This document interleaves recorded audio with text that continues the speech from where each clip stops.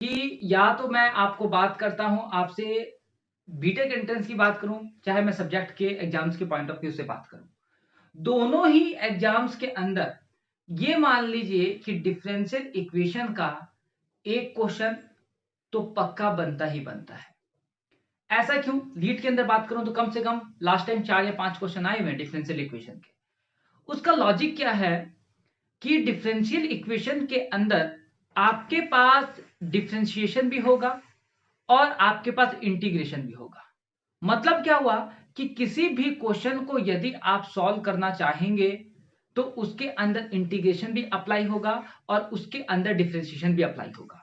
यदि आपको इंटीग्रेशन और डिफरेंशिएशन नहीं आता है तो डिफरेंशियल इक्वेशन का क्वेश्चन सॉल्व नहीं होगा। यह बात भी याद रखिए। तो सबसे पहले लिखिए कि डिफरेंशियल इक्वेशन का मतलब क्या हुआ। इसका मतलब समझाने से पहले मैं एक बार इसकी डेफिनेशन लिखवा देता हूं कि डिफरेंशियल इक्वेशन की डेफिनेशन क्या होती है। लिखिए an equation containing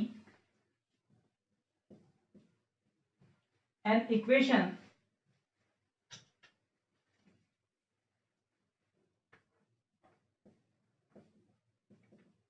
containing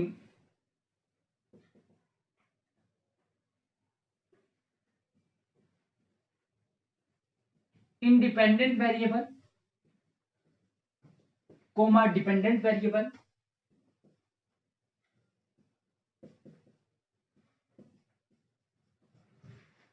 and differential coefficient of dependent variable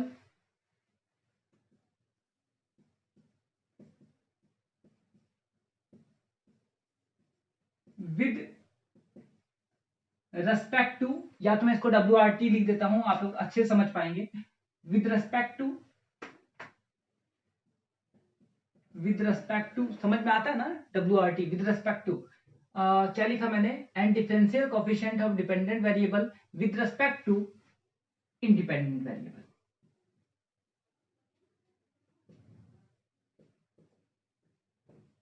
class ये नोट हो गया एक बार? इसको आप लोगों ने नोट कर लिया? नोट कर लिए? ठीक है। अब एक काम करो, इन 3 लाइन को पढ़ो और इसका मतलब समझो कि इसका मतलब क्या है। आपके पास 20 सेकंड्स है, पढ़िए फटाफट।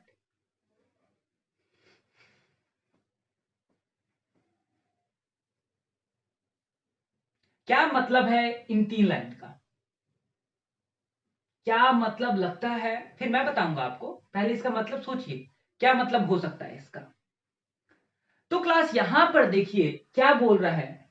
इक्वेशन का मतलब आप लोग समझते हैं ना? इक्वेशन का मतलब क्या होता है? जिसके इक्वल टू में कुछ लिखा जाए। जैसे मैं बात करता हूं 2x + y = 6, this is the equation. जहां पे इक्वल्स टू आ जाए, आप लोग केमिस्ट्री के अंदर भी इक्वेशंस पढ़कर आते हैं, तो जहां पे इक्वल्स टू भी आ जाए वहां पर हम लोग क्या बोलेंगे? This is your equation. ठीक है। तो देखिए क्या बोल रहा है कि सबसे पहले तो समझ में आता है कि चैप्टर का नाम ही डिफरेंशियल इक्वेशन है। मतलब क्या होगा? हर जगह इक्वेशन की बात करेगा, मतलब इक्वेट की बात करेगा। ठीक है। अब देखिए एन इक्वेशन, कोई भी ऐसी equation containing an independent variable, ऐसी इक्वेशन जिसके अंदर इंडिपेंडेंट वेरिएबल हो, डिपेंडेंट वेरिएबल हो and differential coefficient of dependent variable with respect to independent variable. मैंने बोल दिया और आपने सुन लिया, मतलब नहीं समझ में आया? देखो सबसे पहले तो यहां पर मैं आपको समझाऊंगा कि इंडिपेंडेंट वेरिएबल और डिपेंडेंट वेरिएबल में क्या डिफरेंस होता है। देखिए एक आपके पास कोई भी एक ऐसी वैल्यू जिसकी वैल्यू दूसरे वैल्यू के ऊपर डिपेंड करती है। जैसे मान लीजिए कि y = sin x है, एक ऐसी वैल्यू जो कि दूसरी वैल्यू के ऊपर डिपेंड करती है। मेरी बात समझे? एक ऐसी वैल्यू, या फिर ये बोल दीजिए एक ऐसी वैल्यू जिसकी वैल्यू दूसरे वैल्यू के ऊपर डिपेंड करती है। मतलब मैं यहां पर ये बोलना चाहता हूं कि आप यहां पर x की वैल्यू जैसे जैसे चेंज करेंगे, जैसे मान लीजिए मैं x की वैल्यू सबसे पहले 30 डिग्री लेता हूं, या फिर मान लीजिए 0 ही ले लेते हैं, हम लोग बेसिक से स्टार्ट कर लेते हैं 0 डिग्री से। तो यहां पर देख लीजिए ये क्या हो गया? sin 0 डिग्री, और sin 0 की वैल्यू कितनी हो गई? 0। मतलब क्या हुआ? y का आंसर कितना आ गया? 0। दूसरी तरफ मैं बात करता हूं कि मान लीजिए कि x की जो वैल्यू है, अब मैं 30 डिग्री ले लेता हूं, तो y equal to sine 30 degree, और साइन 30 की वैल्यू कितनी होती है 1/2, मतलब कि 0.5, मतलब y इक्वल टू कितना हो गया 0.5, करेक्ट। ठीक है, तीसरे तरफ मैं ले लेता हूं x की वैल्यू क्या ले लूं 90 डिग्री, ठीक है, तो y की वैल्यू कितनी हो गई साइन 90, और साइन 90 की वैल्यू कितनी होती है बताइए 1। मतलब आपको एक बात तो यहां से क्लियर है ना, क्या क्लियर है कि जैसे जैसे आपके पास x की वैल्यू जैसे जैसे चेंज हो रही है, वैसे वैसे y की वैल्यू भी चेंज हो रही है। समझे नहीं समझे? तो देखो यहां पर डिपेंडेंट वेरिएबल किसको बोलते हैं, y is a dependent variable, ठीक है। यहां पर y क्या है, डिपेंडेंट वेरिएबल है x की वैल्यू के ऊपर, ठीक है। कुछ लोग बोलते हैं सर यहाँ पे y नहीं हो सकता क्या, इंडिपेंडेंट जो है वो y नहीं हो सकता, मैं साइन को इधर लेके चला जाऊंगा, तो इनमें से कुछ भी हो सकता है, लेकिन समझने के लिए आप इसको ये समझिए कि y equal to sine X है, सीधा सीधा समझिए, y equal to sine X है, हमारे पास x का वैल्यू रखा हुआ है, y हमें नहीं पता है, सीधा सीधा, तो y क्या हो गया, y is the dependent variable, लिख दूं मैं यहां पर y is the dependent, y is the dependent variable and x is the independent variable, तो यहां से आपको क्या समझ में आ रहा है कि जैसे जैसे आप x की वैल्यू को चेंज कर रहे हैं, ठीक है, वैसे वैसे y की वैल्यू चेंज हो रही है, मतलब y is depend upon the x, y की जो वैल्यू वो x पे डिपेंड कर रही है, इसलिए y is a dependent variable and x is a independent variable. समझ में आ गया तो बहुत अच्छी बात है। अब देखो यहां पर इसका मतलब क्या हुआ, एक ऐसी इक्वेशन जिसके अंदर इंडिपेंडेंट वेरिएबल हो मतलब x हो, डिपेंडेंट वेरिएबल हो मतलब y हो, and differential coefficient of dependent variable with respect to independent variable. What is the meaning of this, differential coefficient of dependent variable मतलब dy बाय dx, इसका मतलब ये होता है, क्या मतलब होता है, डिफरेंशियल कोएफिशिएंट आपको पता है ना, डिफरेंशिएशन ऐसे लिखते हैं, differential coefficient of dependent variable with respect to, किसके रेस्पेक्ट में डिफरेंशिएशन हो रहा है y का, मतलब डिपेंडेंट वेरिएबल का डिफरेंशिएशन किसके रेस्पेक्ट में हो रहा है, इंडिपेंडेंट के वेरिएबल में। नहीं समझे क्या? तो एक ऐसी इक्वेशन जिसके अंदर x हो, y हो और dy बाय dx की टर्म हो, उस इक्वेशन को हम लोग क्या बोलते हैं, this type of equation is known as differential equation. मेरी बात समझे या नहीं समझे कि एक ऐसी इक्वेशन जिसके अंदर आपके पास क्या हो, x हो, y हो और dy बाय dx की टर्म हो, उस इक्वेशन को हम लोग क्या बोलते हैं, this type of equation is known as differential equation. ये कभी कभी ना आपसे डेफिनेशन में पूछ लेता है, इसलिए मैंने इसको ब्रीफली समझाया। हो सकता है कि लिखने का तरीका उसका अलग हो, लेकिन बोलेगा वो सेम चीज, ठीक है। तो कहीं पे भी आपके पास ऐसी कोई भी इक्वेशन है, x dy by dx plus y equal to 0, this is the example of differential equation, आप इसको लिख सकते हैं चाहे तो ये कैसी इक्वेशन है, this type of equation is known as differential equation. तो आप लिख लीजिए एग्जांपल्स के अंदर, इस जहां पर independent variable, dependent variable, differential coefficient, ये कहीं पे भी हो सकता है, इट माइट बी ये प्लस हो सकता है, माइनस हो सकता है, ये हो सकता है कि y dy बाय dx हो प्लस x हो इक्वल टू 0 हो सकता है कि आपके पास x ना भी हो, ये भी पॉसिबिलिटी है। तो मतलब आपके पास ओवरऑल जो इक्वेशंस होंगी वो इस फॉर्म में होंगी, पक्का, ठीक है। अब मैं चलता हूं आगे, जो हमें डिफरेंशियल इक्वेशन के अंदर पढ़ना है। अभी मैंने आपको डिफरेंशियल इक्वेशन का मीनिंग समझाया कि डिफरेंशियल इक्वेशन का मीनिंग क्या है, इसको ब्रीफली समझाया। हो सकता है dependent, y is the dependent variable and x is the independent variable,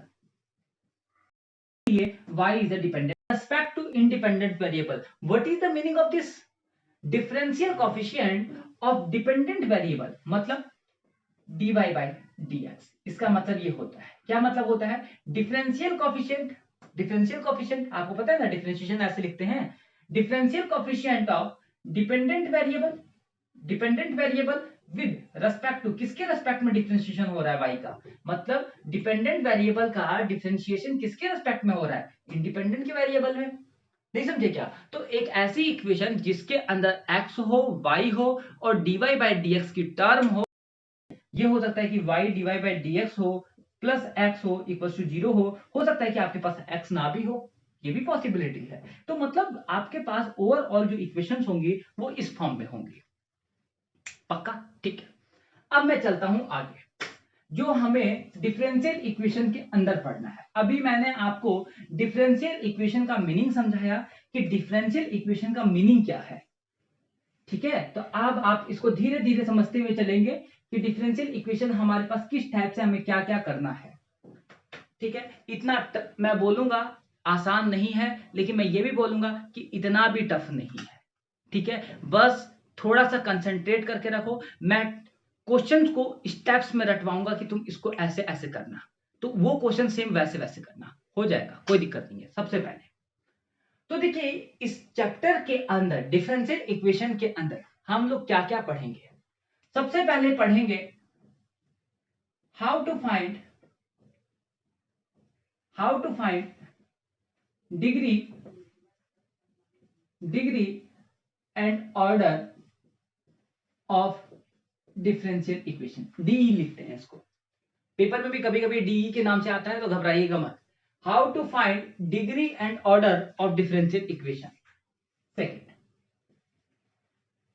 second पढ़ेंगे हम लोग general equation, how to convert लिख लीजिए, how to convert general equation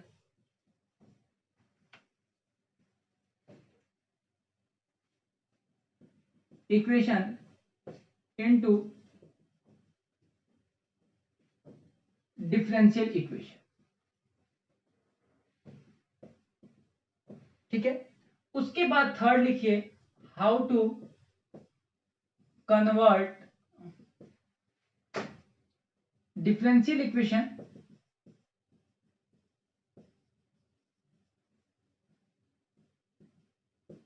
into general equation. GENERAL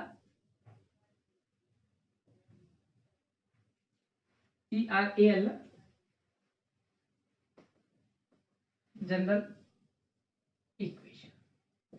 समझे मेरी बात? समझे नहीं समझे? हमें पढ़ना केवल तीन चीज है। सबसे पहले how to find order and degree of differential equation.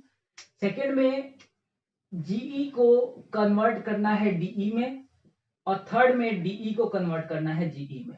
बस इतना याद रखो, हमें पूरे डिफरेंशियल इक्वेशन में केवल तीन चीज पढ़नी है। बेसिकली हमारे पास ये होता है। ठीक है, ये भी पेपर में क्वेश्चन आता है, 2 नंबर का आता है, और ये क्वेश्चन 10 नंबर का आता है। ठीक है, अब मेरी बात सुनिए। यदि मैं एंट्रेंस के हिसाब से बात करूं तो इसके अंदर से कुछ भी आ सकता है, कुछ भी आ सकता है। ठीक है, अब मेरी बात सुनिए कि सबसे पहले मैं आपको यह बता दूं कि जनरल इक्वेशन डिफरेंशियल इक्वेशन में कन्वर्ट करेंगे, मैं पढ़ाऊंगा, ये भी मैं पढ़ाऊंगा। इसको सॉल्व करने के मतलब जो क्वेश्चंस होंगे वो डिफरेंट डिफरेंट टाइप्स के होंगे, उनको करने के जो तरीके होंगे वो अलग अलग होंगे, लेकिन मतलब इसके पार्ट्स होंगे, करने का वो मेथड होगा, लेकिन हमें करना यही काम है। ठीक है, चलिए अब आप इसमें टेंशन ना लीजिए। सबसे पहले चलते हैं how to find degree and order of differential equation. Copy के सबसे ऊपर लिख लीजिए। ठीक है, चलो सबसे पहला टॉपिक बात करते हैं how to find degree and order of differential equation.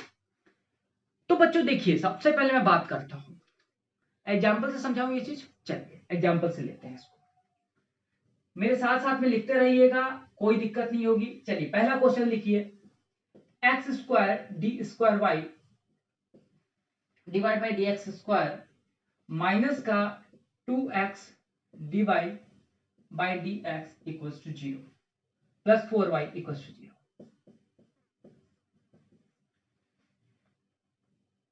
ठीक है, अब देखिए how to find degree and order of differential equation. आपके पास ये क्वेश्चन है, आपको इस क्वेश्चन के अंदर आपको बताना है कि ऑर्डर क्या होगा और डिग्री क्या होगी। What is the order and what is the degree of this differential equation. तो क्लास देखिए, सीधा सा एक स्टेप समझो।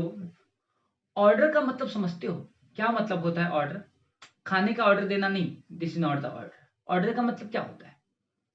ऑर्डर का हमारे पास कैलकुलस में मतलब होता है, या फिर आप लोगों ने 10th में भी पढ़ा होगा, कि वो कौन से नंबर का डेरिवेटिव है। जैसे मैं बात करता हूं, आपके पास एक क्वेश्चन है y equals to x cube, इसका डिफरेंशिएशन कितना आएगा बच्चों?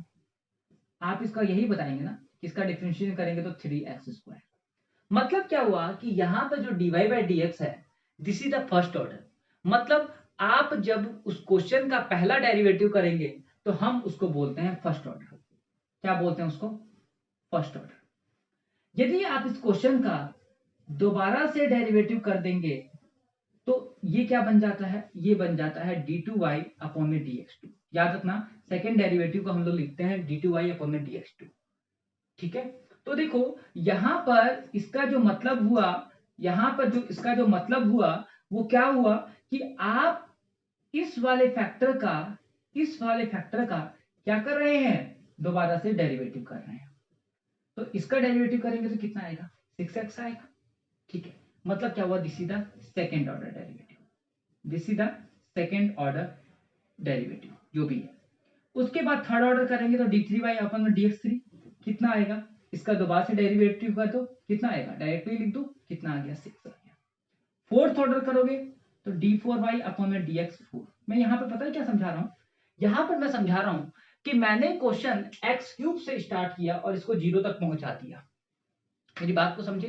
तो देखिए यहां पर आप सबसे पहले ये समझिए कि मैंने इस क्वेश्चन का फर्स्ट ऑर्डर डेरिवेटिव मतलब फर्स्ट मतलब पहली बार किया, सेकंड ऑर्डर मतलब जो वैल्यू आई उसका दोबारा से, थर्ड में जो आंसर आया सेकंड का उसका दोबारा से, फोर्थ में क्या किया? जो थर्ड का आंसर आया उसको दोबारा से।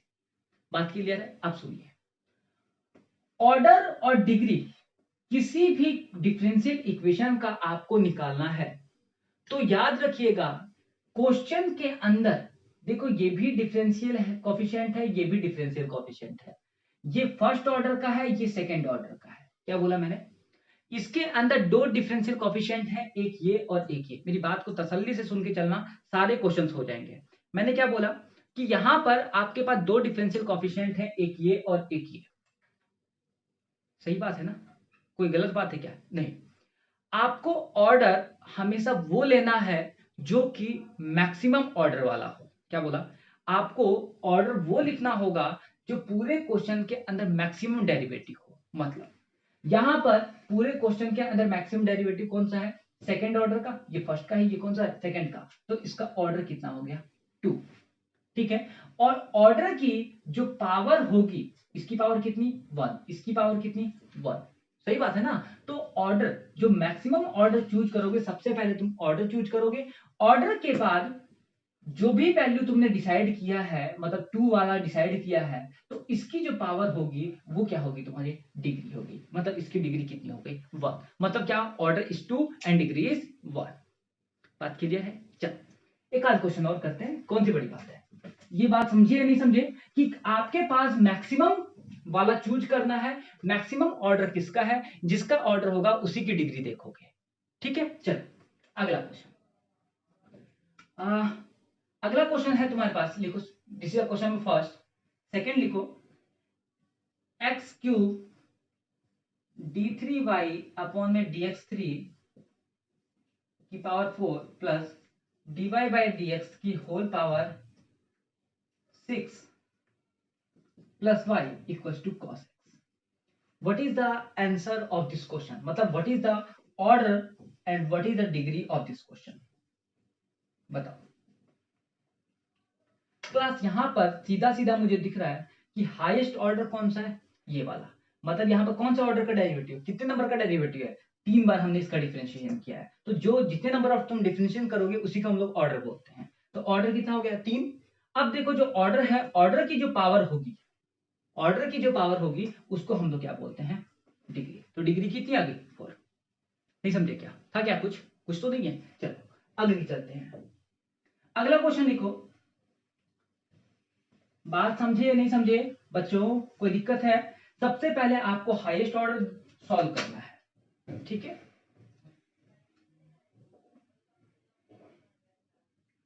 अगला क्वेश्चन लिखिए, x y d2y upon dx2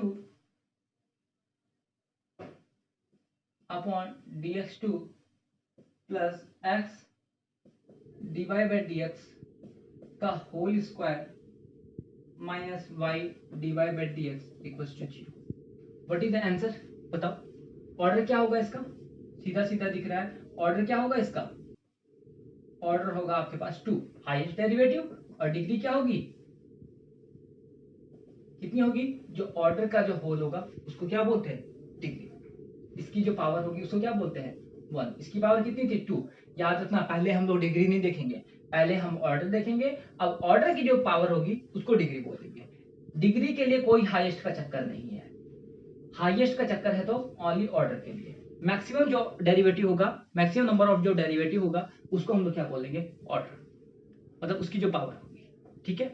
अब सुनो, यदि कोई भी क्वेश्चन अंडर रूट के अंदर है, मतलब कि वो क्वेश्चन थोड़ा सा कॉम्प्लेक्स है, आपके पास उसकी वैल्यू फाइंड आउट नहीं हुई है, मतलब क्लियर वैल्यू नहीं दिखाई दे रही है, आप वहां पर उसका ऑर्डर और डिग्री नहीं बता सकते। मैंने क्या बोला, सबसे पहले उसको सिंप्लीफाई करोगे, सिंप्लीफाई करने के बाद ही उसकी वैल्यू बता पाओगे। जैसे एक क्वेश्चन लेता हूं मैं, लिखो। मान लो कि तुम्हारे पास एक क्वेश्चन है कि यहां पर तुम्हारे पास एक क्वेश्चन गिवन है,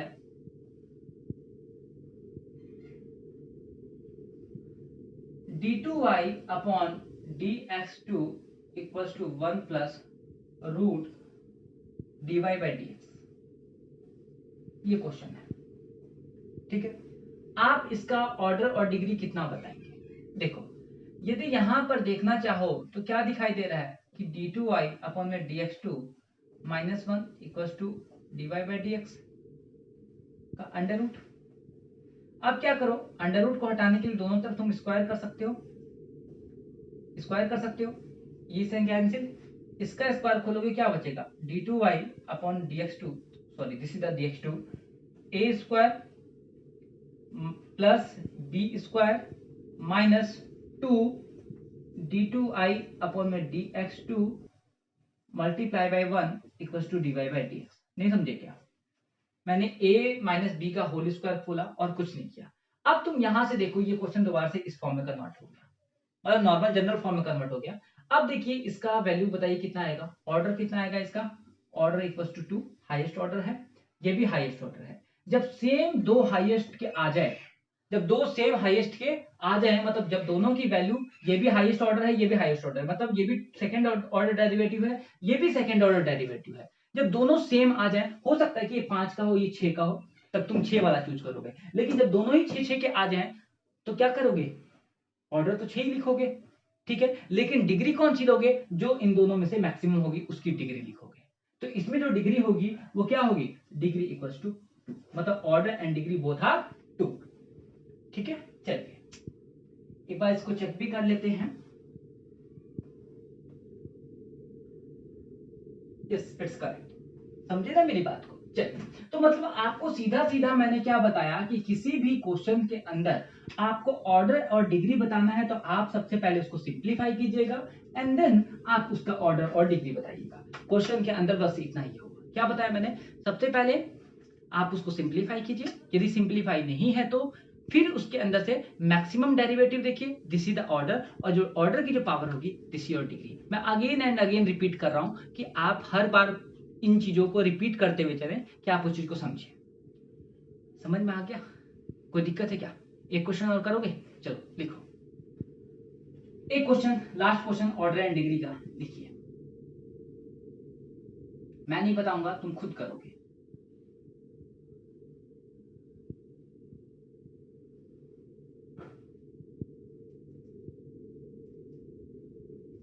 थोड़ा अच्छा सा क्वेश्चन देता हूं,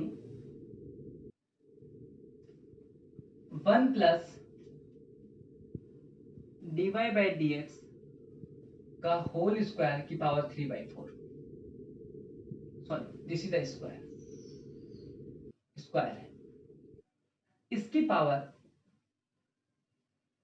3/4, is equals to 2 root d2y upon dx2। Class, ये क्वेश्चन मुझे बताओ, जल्दी मत मचाना, तुम्हारे पास 20 सेकंड्स हैं, फटाफट इसको बताओ, फटाफट लेके, हरी।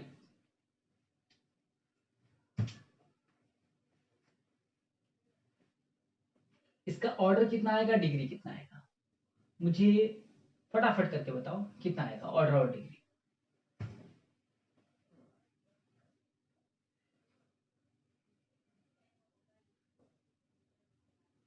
हुआ क्या क्लास, हुआ?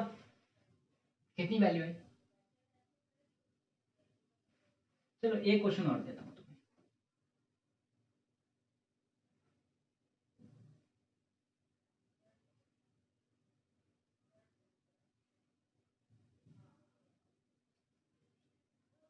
इफ, इसका चलो एक बार मैं बता ही देता हूँ कितना वैल्यू आया। देखो तो सबसे पहले तुम इसको सिंप्लीफाई करोगे, सिंप्लीफाई करोगे तो क्या करोगे, सबसे पहले 3/4 को इससे मल्टीप्लाई कर सकते हैं? नहीं कर सकते। क्यों? क्योंकि दोनों की पावर में है, मतलब a प्लस बी है, उन दोनों की पावर 3/4 है। यदि ये टर्म अलग होती तो मैं इससे इसको मल्टीप्लाई कर देता। ये बात सबको पता होगी, ठीक है। तो मैं क्या कर सकता हूं कि यहां पर जितना भी अपॉन में होता है, जितना भी अपॉन में होता है, जैसे तुम लोग वो पीछे वाला क्वेश्चन देखो, उसमें 1/2 था, तो मैंने क्या किया, दोनों तरफ स्क्वायर कर दिया था। मतलब क्या होता है, जितना भी अपॉन में होता है, ये टर्म कब खत्म होगी, जब मैं इसको 4 से मल्टीप्लाई कर दूं। नहीं समझे क्या? तो दोनों तरफ क्या करो, 4 से मल्टीप्लाई करो। तो 4 से मल्टीप्लाई करोगे तो क्या हो, पावर 4, इसकी पावर 4। नहीं समझे क्या? दोनों की मैंने पावर 4 से मल्टीप्लाई कर दिया, कोई फर्क नहीं पड़ेगा, बात सेम है। चलिए, अब ये इससे कैंसिल आउट, कितना हुआ देखो तो, 1 plus dy by d x का होल स्क्वायर की होल पावर 3 इक्वल्स टू 2 की पावर 4, कितना हुआ 16। इसका स्क्वायर हटाओगे तो क्या बचा, d2y अपॉन में dx2, d2y अपॉन में dx2 का अंडर रूट। अंडर रूट का मतलब क्या होता है, 1/2, ठीक है। इससे 4 से मल्टीप्लाई करोगे तो कितना हुआ, स्क्वायर बन गया, मतलब सीधा सीधा ये क्या बन गया, स्क्वायर बन गया। बात समझे या नहीं समझे? कोई दिक्कत है इसमें? नहीं होगी दिक्कत। अब देखिए, अब ये बिल्कुल एक सिंप्लीफाई बन गया। इसका यदि तुम खोलोगे भी तो क्या बनेगा, a cube plus b cube plus 3ab। नहीं समझे क्या? फॉर्मूला क्या होता है, ए प्लस बी का होल क्यूब का फॉर्मूला क्या होता है, a cube plus b cube plus 3a 3ab into a plus b, यही होता है ना। तो देखो, यदि तुम इसको खोलोगे भी तो क्या हुआ, चाहे तो इसको ये लिख लो 3a स्क्वायर बी लिख लो, और प्लस में 3ab स्क्वायर लिख लो, कुछ भी लिख सकते हो। लेकिन देखो, यहां पर तुम यदि इसका होल स्क्वायर खोलोगे भी तो ऑर्डर कौन सा नंबर का रहा, फर्स्ट ऑर्डर का, तो इससे हमारे पास मतलब ही नहीं हुआ, इसको खोलने की रिक्वायरमेंट ही नहीं हुई। तुम शॉर्टकट करो, थोड़ा थोड़ा, मतलब सीख गए हो तो थोड़ा शॉर्टकट कर लो। मैं क्या बोलना चाहता हूँ कि यहाँ पर कौन से नंबर का डेरिवेटिव है, कौन से नंबर का डेरिवेटिव है, फर्स्ट नंबर का डेरिवेटिव है। क्यों? क्योंकि इसकी पावर कितनी है, 1 ठीक है। तो यदि तुम इसका स्क्वायर खोलोगे भी तो स्क्वायर यदि तुम खोलोगे तो क्या बनेगा, डीवाई बाई डी एक्स का होल स्क्वायर बनेगा। यदि तुम इसे क्यूब करोगे तो पावर क्या हो गई, पावर से पावर मल्टीप्लाई, मतलब क्या हुआ, डीवाई बाई डी एक्स की पावर 6 हो गई। मतलब क्या हुआ कि हमें डिग्री से मतलब नहीं होता है, पहले हमें ऑर्डर से मतलब होता है। और हमें राइट हैंड साइड में क्या दिख रहा है कि इससे बड़े ऑर्डर का यहाँ पर है, तो सीधा सीधा हमें दिख रहा है कि ऑर्डर कितना हो गया 2, और ऑर्डर जो हाईएस्ट ऑर्डर होता है उसकी जो पावर होती है वो क्या होती है, डिग्री। तो डिग्री की पावर कितनी, 2। तो इसका आंसर भी कितना आ गया, 2। समझे या नहीं समझे? कोई दिक्कत? पक्का? ठीक है, चलिए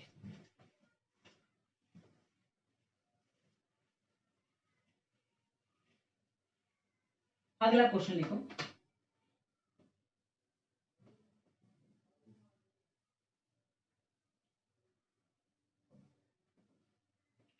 अगला क्वेश्चन लिखो, if m and n, if m and n are the order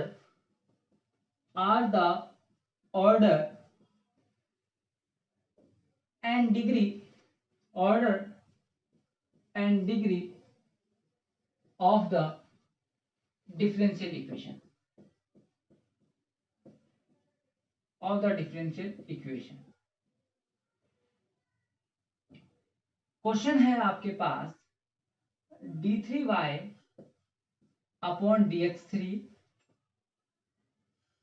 bracket close d2y upon dx2 की whole power 5 plus 4 times plus 4 times d2y upon dx2 की whole power 3 plus d3y upon dx3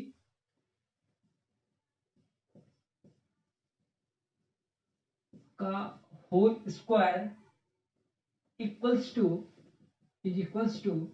x minus y dy by dx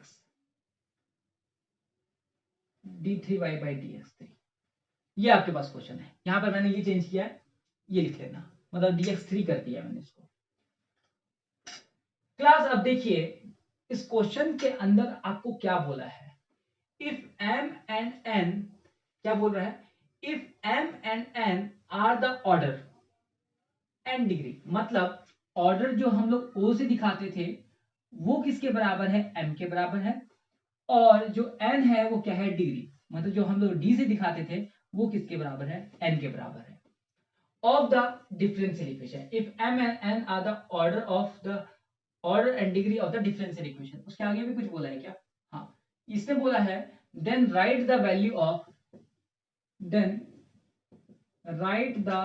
value of m plus n। तो हमें m plus n की value बतानी है। तो बच्चों यहां पर आप लोग क्या कर सकते हैं, सबसे पहले इसका ऑर्डर बताइए इस पूरे क्वेश्चन का, उसके बाद इस पूरे क्वेश्चन का डिग्री बताइए, दोनों का ऑर्डर डिग्री क्या है। उसके बाद जो भी आपसे पूछा है, हो सकता है कि m इंटू n पूछे, मतलब m मल्टीप्लाई बाई n पूछ ले, n प्लस m तो पूछ ही रखा है, n अपॉन m पूछ ले, और पॉसिबिलिटी ये है कि किसी इक्वेशन में भी पुट करवा के पूछ ले, बोल दे कि 2m का स्क्वायर प्लस n माइनस 1 की बताओ कि वैल्यू क्या होगी, बताओ इसकी वैल्यू क्या होगी। तो आपके पास इसकी तरफ नहीं जाना है, इसकी तो हमें वैल्यू फाइंड आउट करनी है। बेसिकली हमें इसका ऑर्डर और डिग्री बताना है कि कौन से नंबर का ऑर्डर है और कौन सी डिग्री है। तो सबसे पहले देखिए, तो सबसे पहले बेसिकली ऑर्डर और डिग्री निकालिए। तो यहां पर देखो ऑर्डर कौन सा होगा, अपने तरीके से निकालो, पूरा क्वेश्चन एक ही है, ऑर्डर बताओ। बच्चों में दिक्कत क्या होती है, सर इसमें हर एक पोर्शन का अपना अलग अलग निकालना है। आज तक तुमने निकाला है क्या इस तरीके से, कभी नहीं निकाला है। पूरा एक इक्वेशन होता है, पूरी इक्वेशन के अंदर से चूज करते हो कि इसका ऑर्डर क्या होगा और इसकी डिग्री क्या होगा, समझे ना। तो ये मत सोचना कि इस पोर्शन का ऑर्डर क्या होगा, इसका क्या होगा, फिर इसका क्या होगा, फिर इसका क्या होगा, सबका अलग अलग निकालो, नहीं, पूरे क्वेश्चन एक है, इस पूरे क्वेश्चन में से ही बताओगे। तो देखो इसका ऑर्डर कितना होगा, हाईएस्ट ऑर्डर देखो कौन सा है, एक ये है, ये 2 है छोड़ दो, 2 है छोड़ दो, 3 है, ये लेंगे और ये लेंगे। तो अब देखो अब हमारे पास 3 का कौन कौन सा हो गया, एक ये हो गया, एक ये हो गया, अब एक ये हो गया। अब इन तीनों में से भी कौन सा चूज करेंगे, बताओ कौन चूज करेंगे, ये वाला। क्यों, क्योंकि देखो इसकी डिग्री कितनी 1, इसकी डिग्री कितनी 2, और इसकी डिग्री कितनी 1। नहीं समझे क्या, तो क्या हुआ कि जब सेम हो तो सेम के अंदर में से भी जिसकी सबसे ज्यादा डिग्री होगी आप वो वाला चूज करेंगे। तो यहां से m प्लस n की वैल्यू कितनी आ गई, 3 प्लस 2 इक्वल्स टू 5। ये आपका आंसर आ गया। बच्चों समझे या नहीं समझे, कोई दिक्कत इसमें, पक्का, ठीक है। अब चलिए अब हम लोग आगे चलते हैं।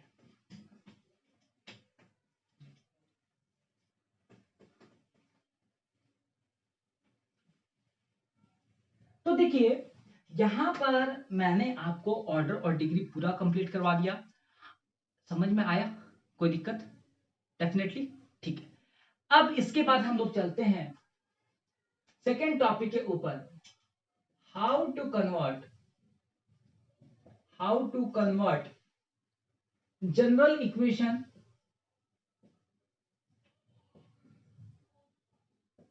Equation into differential equation.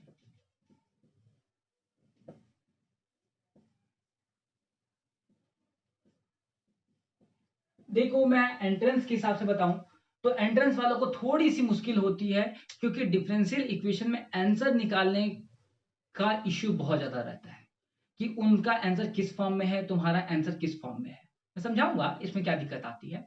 लेकिन सब्जेक्टिव में कोई दिक्कत नहीं है, नॉर्मल पढ़ो। देखो सबसे पहले how to convert general equation into differential equation. ठीक है, मैं कोई भी एक क्वेश्चन ले लेता हूं। मान लीजिए कि यहां पर मैंने एक क्वेश्चन लिया,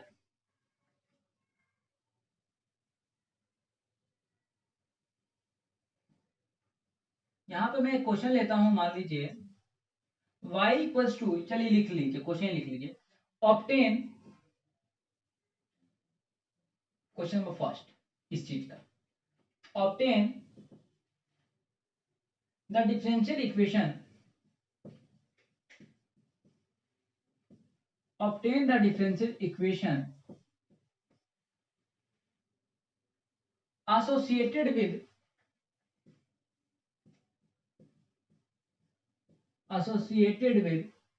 A double S O C I A T E D, associated with the primitive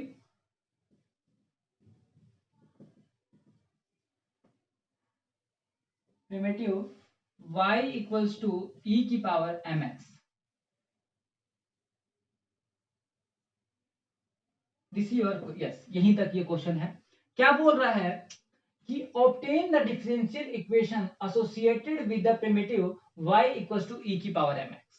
देखो बच्चों, सबसे पहले मैं एक बात क्लियर कर दूं कि क्वेश्चन की स्टेटमेंट के अंदर पता नहीं क्या क्या होगा।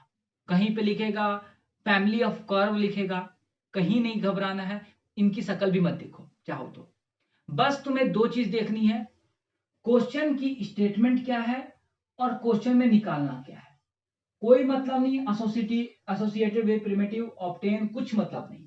बस दो वर्ड देखो कि आपको निकालना क्या है और क्वेश्चन के अंदर गिवन क्या है। मेरी बात समझ लो। सबसे पहले देखो क्वेश्चन की शक्ल देखो। क्वेश्चन की शक्ल कैसी है, कैसी शक्ल है बताओ? y इक्वल्स टू ई की पावर mx, यही है ना। देखो इस इक्वेशन को मैं डिफरेंशियल इक्वेशन बोल सकता हूं क्या? सबसे पहले मुझे तुम ये बताओ, क्या मैं इस इक्वेशन को डिफरेंशियल इक्वेशन बोल सकता हूं? बच्चे बोलेंगे नहीं, तुम भी यही बोलोगे नहीं। क्यों? क्योंकि सीधा सीधा इसमें बोला हुआ है कि डिफरेंशियल इक्वेशन आपको ऑब्टेन द डिफरेंशियल इक्वेशन, आपको डिफरेंशियल इक्वेशन तो निकालनी है, तो हम इसको डिफरेंशियल इक्वेशन नहीं बोल सकते। तुम यही बोलोगे ना। अच्छा, अब मैं तुम्हें दूसरे तरीके से जो लॉजिक है मैं वो बता रहा हूं। लॉजिक इसका ये है कि डिफरेंशियल इक्वेशन की कंडीशन क्या होती है कि ऐसी इक्वेशन जिसके अंदर, डेफिनेशन देखो, ऐसी इक्वेशन जिसके अंदर तुम्हारे पास x dy by d x minus y equal to 0, तो इस टाइप की जो इक्वेशंस होती हैं जहां पर तुम्हारे पास डेरिवेटिव की टर्म साथ में होती है, उस टाइप की इक्वेशन को हम लोग क्या बोलते हैं? Differential equation. यहां पर y है, x हो या ना हो एक अलग बात है, लेकिन dy बाई डी एक्स की टर्म आपके पास जरूर होनी चाहिए, ये बात याद रखिएगा। और dy बाई डी एक्स की टर्म नहीं है आपके पास, तो मतलब ये आपके पास डिफरेंशियल इक्वेशन नहीं है। अब सुनो, जब डिफरेंशियल इक्वेशन नहीं है तो कैसी इक्वेशन नहीं है बताओ? जनरल इक्वेशन है। अब आपको क्या करना है? जनरल इक्वेशन को कन्वर्ट करना है डिफरेंशियल इक्वेशन में। समझे या नहीं समझे? समझ गए ना? इसको मैं रफ कर दूं, ठीक है। आप सुनो कैसे करोगे। सबसे पहले मेरी बात सुनना, मेरी बात सुनते हुए चलना धीरे धीरे। जब भी तुम किसी भी डिफरेंशियल इक्वेशन को, किसी भी जनरल इक्वेशन को डिफरेंशियल इक्वेशन में कन्वर्ट करोगे, तो मतलब तुम्हें क्या निकालना है कि उसके अंदर dy बाई डी एक्स की टर्म निकालनी है। हो सकता है कि वो फर्स्ट ऑर्डर का हो सकता है कि वो सेकंड ऑर्डर का हो, और माइट बी पॉसिबल कि 3 का हो, 4 का हो, 5 का हो, कितने का भी हो सकता है। समझ रहे हो ना मेरी बात को मैं क्या बोलना चाहता हूं? लेकिन एक बात को याद रखना, डिफरेंशियल इक्वेशन के अंदर तुम कितने नंबर ऑफ डेरिवेटिव कर सकते हो, जितने नंबर ऑफ कांस्टेंट आपके पास जनरल इक्वेशन में गिवन होंगे। मैंने क्या बोला? मैं दोबारा से रिपीट कर रहा हूं। मैं आपको यहां पर यह बोल रहा हूं कि किसी भी जनरल इक्वेशन के अंदर जितने नंबर ऑफ कांस्टेंट होंगे, तुम उतने नंबर ऑफ डेरिवेटिव ही कर सकते हो। यदि इसके अंदर 5 कांस्टेंट है, मतलब तुम इस क्वेश्चन का 5 बार डेरिवेटिव कर सकते हो। समझे नहीं समझे? लेकिन यदि यहाँ पर एक है कांस्टेंट, क्या बोला, यदि यहाँ पर एक कांस्टेंट है तो तुम यहाँ पर केवल एक ही बार इसका डिफरेंशिएशन कर सकते हो और उसके अंदर से तुम्हारे पास इसमें जो कांस्टेंट टर्म है वो नहीं बचनी चाहिए। क्या बोला मैंने? कांस्टेंट टर्म जो इसके अंदर है वो टर्म नहीं बचनी चाहिए जब तुम इसको डिफरेंशियल इक्वेशन में कन्वर्ट कर दोगे। तो जैसे लेट्स सी, हम यहाँ पे देखते हैं, तो देखिए जब आप इसका डेरिवेटिव करेंगे, मैं अब मेरी बात पर आओ। सबसे पहले जनरल को जब तुम डिफरेंशियल में कन्वर्ट करोगे तो क्या करोगे? सबसे पहले इसका डेरिवेटिव करोगे। तो इसका जब तुम डेरिवेटिव करोगे तो कितना आएगा? D by d x of e की पावर एम एक्स।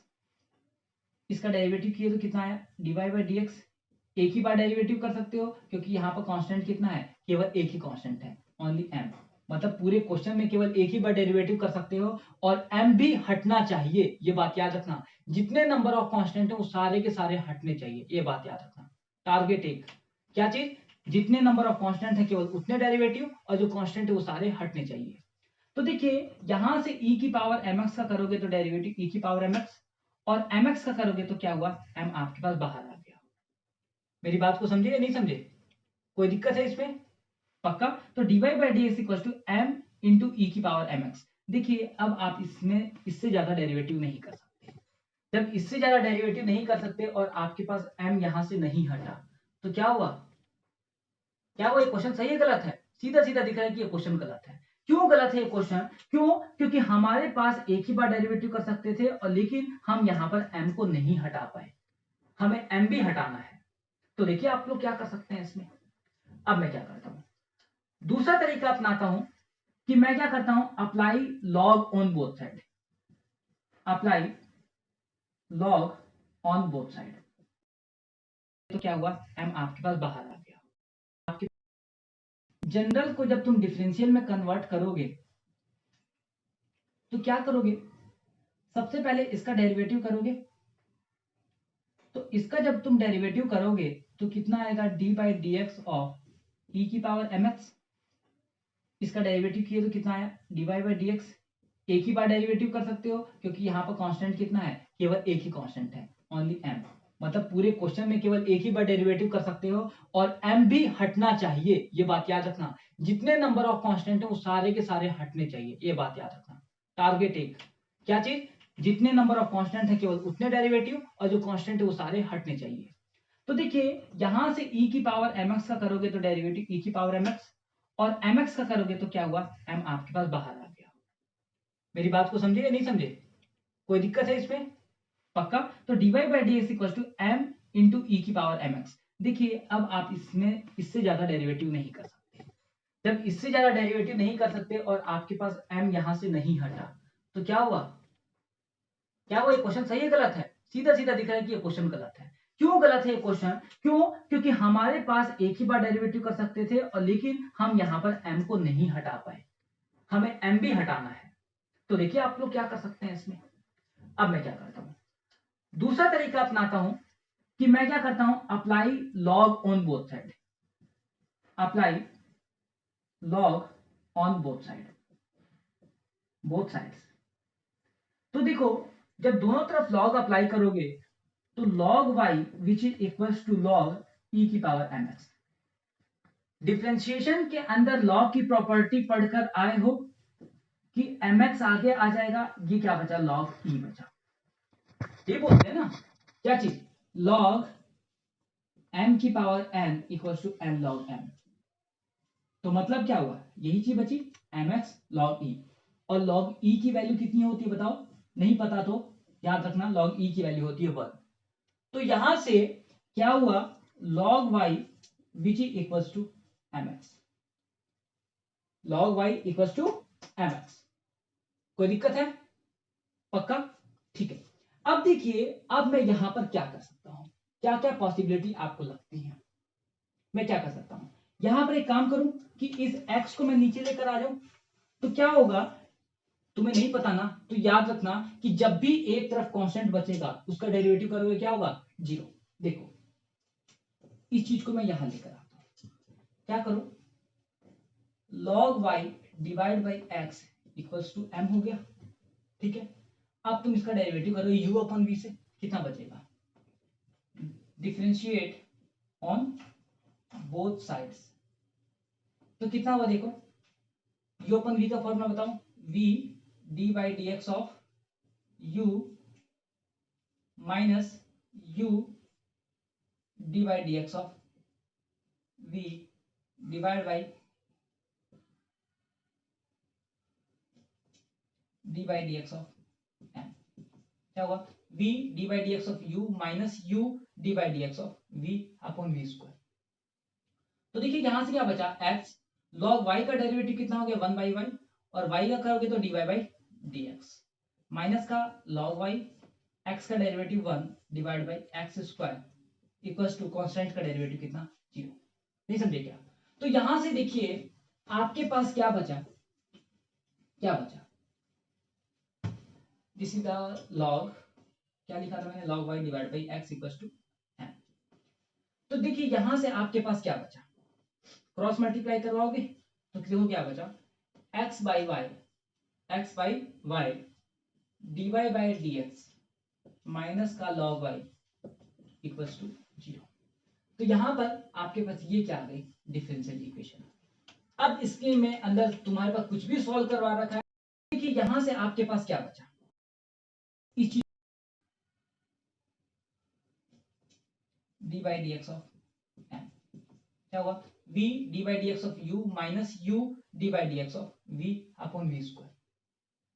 तो देखिए यहां से क्या बचा, x log y का डेरिवेटिव कितना हो गया 1 बाई y, और y का करोगे तो dy बाई dx, माइनस का log y, x का derivative 1 divide by x square equals to constant का डेरिवेटिव कितना 0। नहीं समझे क्या, तो यहां से देखिए आपके पास क्या बचा, क्या बचा, दिस इज द लॉग, क्या लिखा था मैंने, log y divide by x equals to m। तो देखिए यहां से आपके पास क्या बचा, क्रॉस मल्टीप्लाई करवाओगे तो देखो क्या बचा, x by y d y by d x minus का log y इक्वल्स टू 0। तो यहां पर आपके पास ये क्या आ गई, differential equation.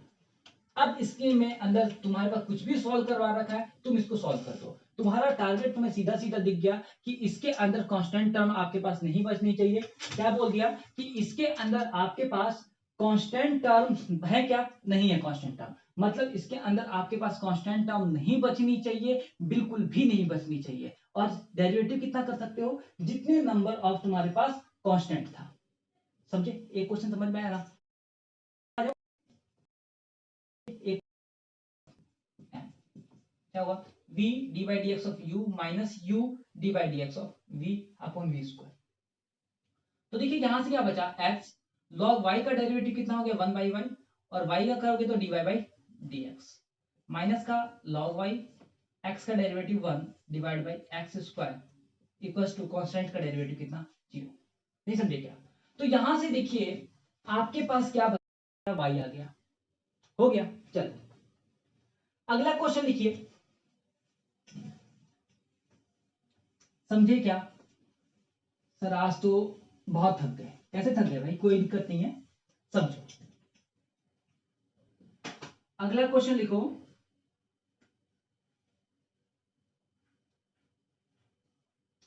Find the differential equation, find the differential equation of the family of curve. देखो मैं जो बोल रहा था वो आ गया, of the family of curves y equals to a cos x plus b sin x, where a and b are arbitrary constant, are arbitrary constant। Class देखिए सबसे पहले क्वेश्चन पढ़ोगे, लिख लो, पहले लिखो इस क्वेश्चन को। Find the differential equation of the family of curves y equals to a cos x plus b sin x where a and b are arbitrary constants. सबसे पहले what is the meaning of arbitrary? Arbitrary का मतलब होता है, सबसे easy word से start करते हैं। आर्बिट्रेरी का मतलब होता है जिसकी वैल्यू कुछ भी हो सकती है। मतलब यहाँ पर a की वैल्यू 5 भी हो सकती है, a की वैल्यू 10 भी हो सकती है, a की वैल्यू -20 भी हो सकती है। Everything will be possible. ठीक है। सिमिलरली b की वैल्यू भी आपके पास कुछ सकती है, कुछ भी हो सकती है। आर्बिट्रेरी का मतलब ही होता है जिसकी वैल्यू हमें नहीं पता, कुछ भी हो सकती है। ठीक है, लेकिन है कैसा? कांस्टेंट है। ये बात याद रखिएगा। मतलब find the differential equation, you have to find the value of differential equation. आपको फाइंड क्या करना है? डिफरेंशियल इक्वेशन फाइंड आउट करना है। किसका? Equation of the family of curves y equals to a cos x plus b sin x। Paper में आपको नहीं देगा कि कौन सी इक्वेशन है, आपको खुद सोचना है। तो बताओ ये कौन सी इक्वेशन है? This is your general equation. क्यों? क्योंकि इसमें आपके पास dy by dx की टर्म नहीं है। मतलब आपके पास इन लाइन से कोई मतलब नहीं, कोई मतलब नहीं। सीधा सीधा बस इक्वेशन पर ध्यान दो कि आपके पास इक्वेशन क्या है? y equals to a cos x plus b sin x। समझे या नहीं समझे? पक्का? ठीक है। अब देखिए आपको जो करना है वो क्या करना है? Where a and b are arbitrary constants, a and b are arbitrary constant. मतलब क्या हुआ कि आपके पास कितने नंबर ऑफ कांस्टेंट? केवल दो, एक a और दूसरा b। केवल आप इन दो कांस्टेंट्स, इन दो कांस्टेंट्स को आप क्या कर देंगे? यहां से हटाएंगे। कहां से? इस पूरी इक्वेशन से। और आप कितने नंबर ऑफ डेरिवेटिव कर सकते हैं? मैक्सिमम 2। मैक्सिमम 2। क्यों? क्योंकि आपके पास नंबर ऑफ कांस्टेंट्स कितने हैं? 2 हैं। तो देखिए सबसे पहले मैं यहां पर क्या करता हूं? इसका डिफरेंशिएट करता हूं। तो dy by dx की वैल्यू कितनी आ गई? a कांस्टेंट है, बाहर आ जाएगा। cos का करोगे तो कितना आ गया? माइनस का sin x आ गया, प्लस b sin x का करोगे तो कितना आ गया? cos x आ गया। ये मतलब हुआ ना? ठीक है। यहां पर सब्जेक्टिव पेपर वाले लिख देना differentiate on both sides with respect to, किसकी रेस्पेक्ट में कर रहे हो? x की रेस्पेक्ट में कर रहे हो। ठीक है। तो यहां पर dy by dx equals to a cos x का डिफरेंस है minus sin x plus b cos x। अब देखिए इस इक्वेशन को मैं दोबारा से डेरिवेटिव कर देता हूं तो कितना हुआ? देखो ये कितना बचा? माइनस का a sin x, तो कितना हुआ? माइनस a sin x का डेरिवेटिव कितना? cos x, minus sin x का करोगे तो कितना हुआ? प्लस b इंटू माइनस का sin x।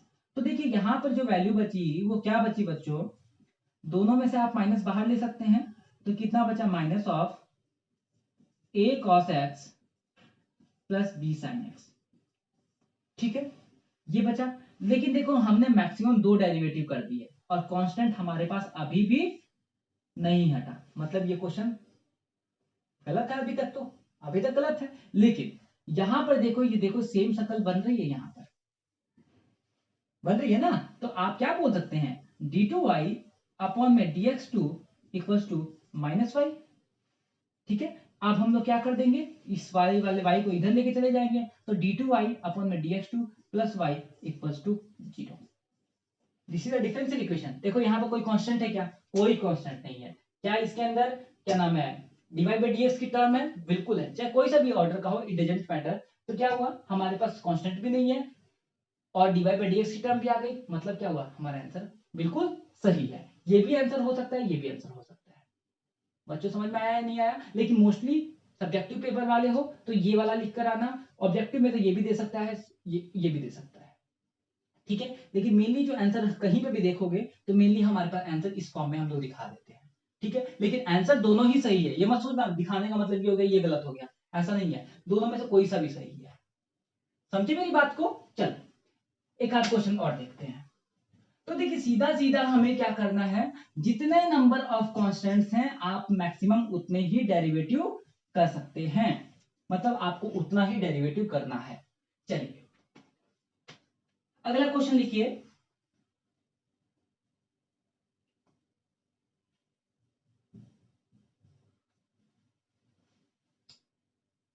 लिखिए ये क्वेश्चन काफी कॉमन क्वेश्चन है। लिखिए find the differential equation, find the differential equation of the family of curves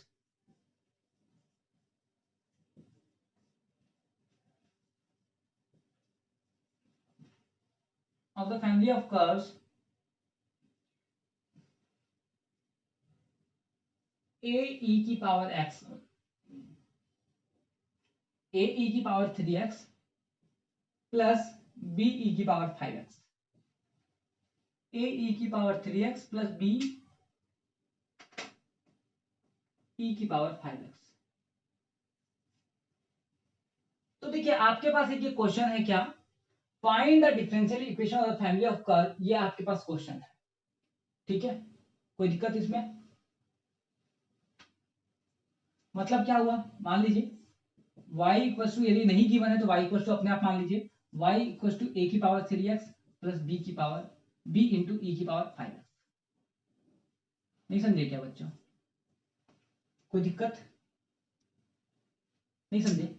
यदि y के बराबर गिवन है तो ठीक है, नहीं तो आप अपने आप अज्यूम कर लीजिए, ठीक है, चाहे तो यहां पर लेफ्ट लिख लो, कोई दिक्कत नहीं है। आप क्या बताओगे, ये कैसी इक्वेशन है, बताओ कैसी इक्वेशन है, सबको दिख रहा है, कहीं पे भी dy बाई dx की टर्म नहीं है, किसी ऑर्डर का नहीं है, तो क्या हुआ बताओ, जनरल इक्वेशन हुआ। अब क्या करोगे, जब तुम इसको डिफरेंशियल इक्वेशन में कन्वर्ट करोगे तो कितने नंबर ऑफ डेरिवेटिव कर सकते हो, मैक्सिमम कितने नंबर ऑफ डेरिवेटिव कर सकते हो, 2। क्यों? क्योंकि a और b तुम्हारे पास कांस्टेंट होते हैं, मेनली हम लोग a से लेकर r तक जो भी यूज करते हैं वो क्या यूज करते हैं, कांस्टेंट्स यूज करते हैं। तो देखो a और b क्या हुआ, हमारे पास कांस्टेंट हुआ, तो अब इसका आप लोग डेरिवेटिव कीजिए, तो कितना हुआ बताओ, क्या कर सकता हूं, क्या लगता है तुम लोगों को क्या करना चाहिए मुझे? देखो डिफरेंशियल इक्वेशन में सबसे बड़ी बात ये होती है कि इसके अंदर हमें देखना पड़ता है कि हम इस क्वेश्चन के अंदर क्या कर सकते हैं, क्या बेस्ट कर सकते हैं हटाने के लिए। सुनो, तुम इसको तुम डायरेक्टली सॉल्व करोगे तो डायरेक्टली सॉल्व करते हुए जाओगे, हो सकता है कि आंसर आ भी जाए ना भी आए, ठीक है। तो देखो सबसे पहले मैं, जब मेरे पास जब भी ये क्वेश्चन होता है इस टाइप का, तो मैं क्या करता हूं कि कांस्टेंट को अलग करने की कोशिश करता हूं। क्या बोला, मेरे पास जब भी इस टाइप का क्वेश्चन आता है, तुम भी ये काम करो कि जितने भी कांस्टेंट्स होते हैं उन कांस्टेंट को अलग करने की कोशिश करो, किससे, वेरिएबल से। देखो मैं क्या बोलना चाहता हूं, मैं ये बोलना चाहता हूं कि यदि तुम्हारे पास कोई भी एक वैल्यू है 2x, यदि तुम इसका डेरिवेटिव करोगे तो कितना आएगा, 2, मतलब एक्स स्क्वायर मान लो, ठीक है। तो इसका आंसर कितना आ गया, या फिर मान लो a2 की बजाय मान लो ax, ये थोड़ा ज्यादा अच्छा रहेगा, तो इसका वैल्यू कितना रहा, 2ax। अब तुम इसका दोबारा से डेरिवेटिव करोगे तो कितना रहा, 2a। तो मतलब क्या हुआ कि यहाँ पे तुम मैक्सिमम डेरिवेटिव कितने कर सकते हो, 2, और कांस्टेंट बचा रहा। समझ रहे मेरी बात को, मैं क्या बोलना चाहता हूं। लेकिन यदि यहाँ पर एक्स स्क्वायर की टर्म हमारे पास नहीं होती, यदि हमारे पास एक्स स्क्वायर की टर्म नहीं होती, तो ये पहले स्टेप में ही इसका डेरिवेटिव कितना हो जाता, पहले स्टेप में इसका डेरिवेटिव 0 हो जाता। तो देखिए बच्चों, यहां पर हम लोग क्या बोल सकते हैं कि आप यदि इसका डिफरेंशिएट करेंगे तो कितना हुआ इसका वैल्यू बताइए, a, इसका डिफरेंशिएशन कितना हुआ 3x। तो आप ऐसा मत कीजिएगा, आप क्या कीजिएगा, सबसे पहले कि दोनों तरफ 3x से डिवाइड कर दीजिए, e की पावर 3x से डिवाइड कर दीजिए, चाहे 5 से कर दीजिए चाहे 3 से कर दीजिए।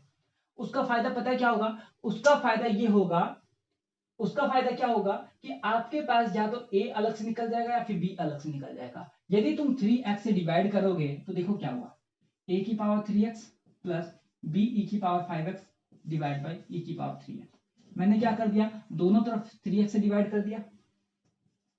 अब इसको अलग अलग लिखोगे तो क्या बचा, a e की power 3x divide by 3x cancel out, plus b e की power 5x divide by e की पावर 3x। तो बच्चों देखिए यहां पे क्या बचा, y अपॉन e की power 3x equals to a plus b e की पावर 2x। समझे मेरी बात को, क्या बोल रहा हूं मैं आपको, क्या बोल रहा हूं मैं आपको,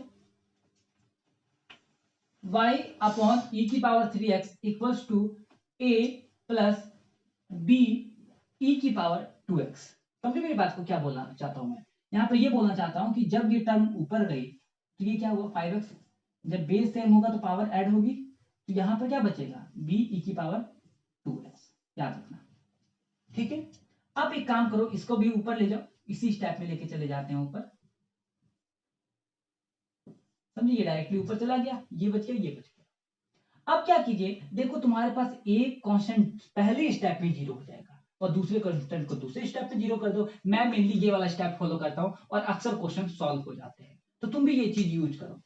तो अक्सर क्वेश्चन का मतलब क्या हुआ कि यहां पर ये बोलना चाहता हूं कि पहले स्टेप में सॉल्व हो जाएगा और इजीली सॉल्व हो जाएगा। यदि तुम इसको डायरेक्टली भी सॉल्व करते जाओगे तो शायद थोड़ा सा लंबा पड़ेगा, लेकिन आंसर वहां से भी आने की पॉसिबिलिटी है।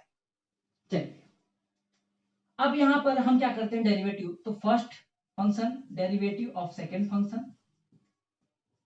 Plus second function derivative of first function. ये मतलब हुआ ना u divide by dx of v plus v divide by dx of u। यहां पर डॉट प्रोडक्ट रूल लगा दिया। क्यों? क्योंकि y is the variable and x is the variable, दोनों आपके पास फंक्शन है। तो देखो a का डिफरेंशिएशन क्या हुआ, जीरो।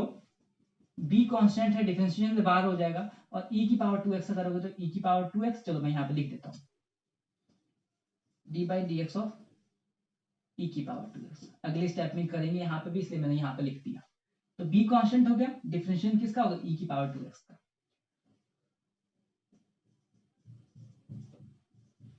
तो देखो क्या हुआ, y e की पावर 3x का करोगे तो y e की पावर 3x का करोगे तो e की पावर 3x, मतलब -3x को -3x। एंगल का डिफरेंशिएशन करोगे तो बाहर माइनस का 3, समझे। प्लस e की power -3x dy by dx is equals to constant का derivative zero plus b e की पावर 2x करोगे तो e की पावर 2x और 2x करोगे तो 2। कोई दिक्कत है क्या? नहीं। अभी भी हमारे पास एक कांस्टेंट बाकी है। अब क्या करें, हटाओ जी। कैसे हटाओगे? तो एक काम कीजिए, इसको रफ कर दूं क्या?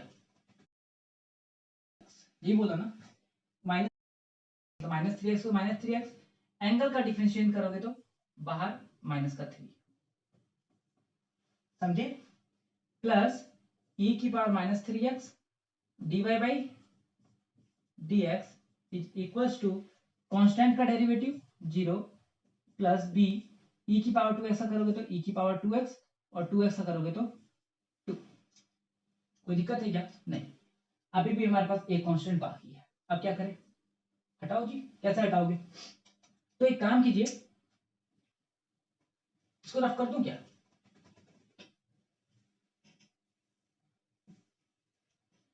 नोट कर लिया था ना उसको? नहीं तो कोई बात नहीं, थोड़ा सा देख लो एक बार। तो यहां पर क्या कर सकते हो, जो वैल्यू बची है लिख लो इसको। क्या क्या बचा, माइनस का 3y e की पावर -3x प्लस e की power -3x dy by dx equals to 2b e की पावर 2x। ये बोला ना, माइनस ई वाई ई की पावर -3x प्लस ई की power -3x dy by dx equals to this. अब आप इसमें क्या कर सकते हैं कि आपको कांस्टेंट अलग निकालना है। टारगेट एक होना चाहिए, कांस्टेंट बाहर निकालना है, बस। आप क्या कर सकते हैं, दोनों तरफ e की पावर 2x से डेरिवेटिव कर सकते हैं, डिवाइड कर सकते हैं। डिवाइड करेंगे तो ये वाला कैंसिल आउट हो जाएगा, जैसे हमने 3x से किया था यहाँ पर। तो कितना हुआ, -3y e की पावर -3x प्लस e की power -3x divide by dx। दोनों को क्या करो, इधर भी e की पावर 2x से डिवाइड और इधर भी e की पावर 2x से डिवाइड। कैंसिल आउट हो गया। इसको ऊपर लेके जाओगे तो क्या बचा, -3y e की पावर -5x प्लस e की power -5x divide by dx equals to 2b। समझे। आप क्या करोगे, अभी भी कांस्टेंट है, डेरिवेटिव करोगे आप फिर से। क्यों? क्योंकि तुम्हारे पास क्वेश्चन में दो कांस्टेंट थे। अब क्या हुआ, यहां से देखिए, करो। -3 बाहर हो गया, इसका करोगे प्रोडक्ट रूल लगेगा, डिवाइड ई की पावर 2x। ये बोला ना, माइनस ई वाई ई की पावर -3x प्लस ई की power -3x divide by dx equals to this. अब आप इसमें क्या कर सकते हैं कि आपको कांस्टेंट अलग निकालना है। टारगेट एक होना चाहिए, कांस्टेंट बाहर निकालना है, बस। आप क्या कर सकते हैं, दोनों तरफ e की पावर 2x से डेरिवेटिव कर सकते हैं, डिवाइड कर सकते हैं। डिवाइड करेंगे तो ये वाला कैंसिल आउट हो जाएगा, जैसे हमने 3x से किया था यहाँ पर। तो कितना हुआ, -3y e की पावर -3x प्लस e की power -3x divide by dx। दोनों को क्या करो, इधर भी e की पावर 2x से डिवाइड और इधर भी e की पावर 2x से डिवाइड, कैंसिल आउट हो गया। इसको ऊपर लेके जाओगे तो क्या बचा, -3y e की पावर -5x प्लस e की power -5x dy by dx equals to 2b। समझे? आप क्या करोगे, अभी भी कांस्टेंट है, डेरिवेटिव करोगे आप फिर से, क्यों, क्योंकि तुम्हारे पास क्वेश्चन में दो कांस्टेंट थे। अब क्या हुआ, यहां से देखिए, करो, -3 बाहर हो गया, इसका करोगे प्रोडक्ट रूल लगेगा, फर्स्ट फंक्शन डेरिवेटिव इसका करोगे तो e की पावर -5x और -5x का करोगे तो -5 प्लस e की पावर -5x, इसका डेरिवेटिव करोगे तो d2y अपॉन में dx2 plus dy by dx, इसका डेरिवेटिव करोगे तो e की पावर -5x और -5x का करोगे तो -5, यही लिखते हो ना, इक्वल्स टू 0। मैंने सही किया है क्या, एक बार चेक करो तो, -3 बाहर हो गया, first function derivative of second function plus second function, नहीं यहाँ पे गड़बड़ हो गई है, कितना हुआ -3, फर्स्ट फंक्शन इसका डेरिवेटिव किया तो e की पावर -5x इंटू -5, जब -5x का करोगे तो first function derivative of second function plus second function derivative of first function. समझे, ये किसका हुआ, अभी इसका हुआ, मैंने गलती से उस टाइम सोच लिया था ये वाला टर्म है, ये आ गया, प्लस इसका करोगे तो क्या करोगे, फर्स्ट फंक्शन ये सेकंड ये, तो लिखो e की power -5x first function derivative of second function, तो dy बाई dx का यदि तुम डेरिवेटिव करते हो, dy बाई dx का यदि तुम क्या करते हो, डेरिवेटिव करते हो, तो ये किसमें कन्वर्ट होता है, मैंने बताया था d2y बाई dx2 में।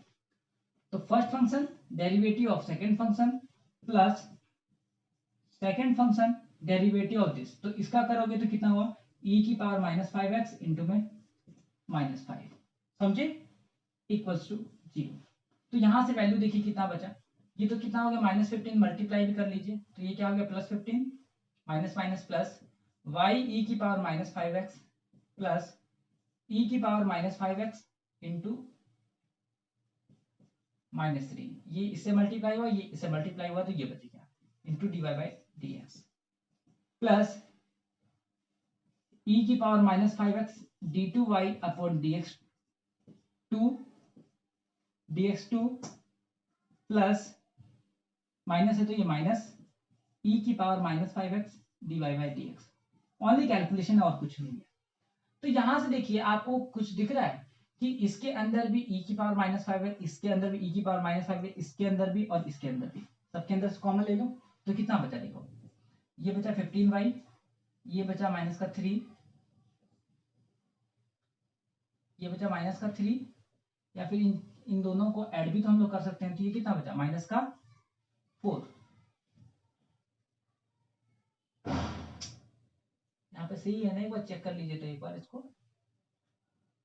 First -3 first function derivative of second plus second function derivative of first plus first function derivative of second plus में second derivative of first equals to this.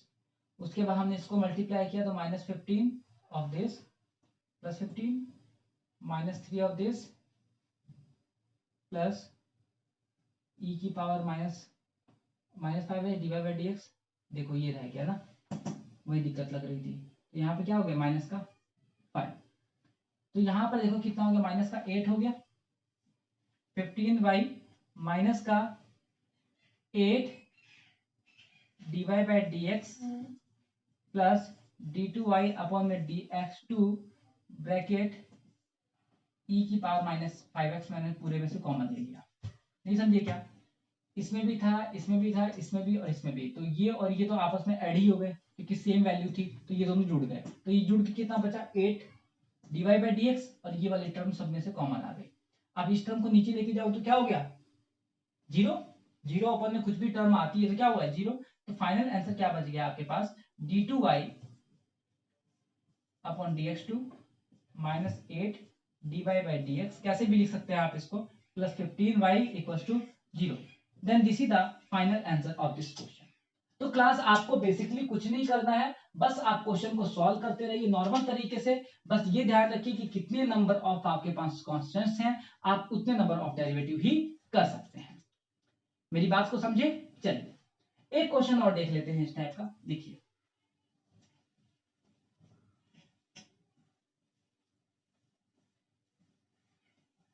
अगला क्वेश्चन लिखो।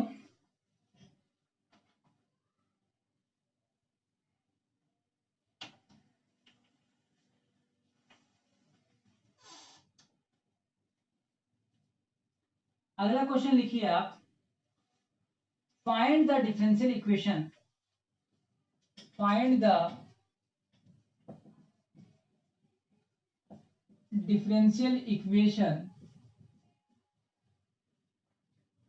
of the family of curves, of the family of curves y equals to cx plus में c square. देखो ये थोड़ा सा question unknown question है, इसे मैंने करवा दिया।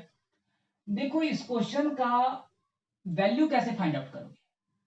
सबसे पहले देखिए y equal to c x plus c square है, तो यदि आप इसका डेरिवेटिव करेंगे तो इसमें कितना कांस्टेंट, केवल एक ही कांस्टेंट है c।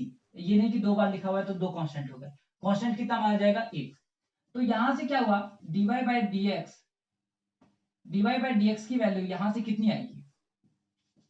d by d x of c x plus में सी स्क्वायर। यदि आप इसका डेरिवेटिव करते हैं तो कितना हुआ, dy by d x equals to, इसका डेरिवेटिव करोगे तो c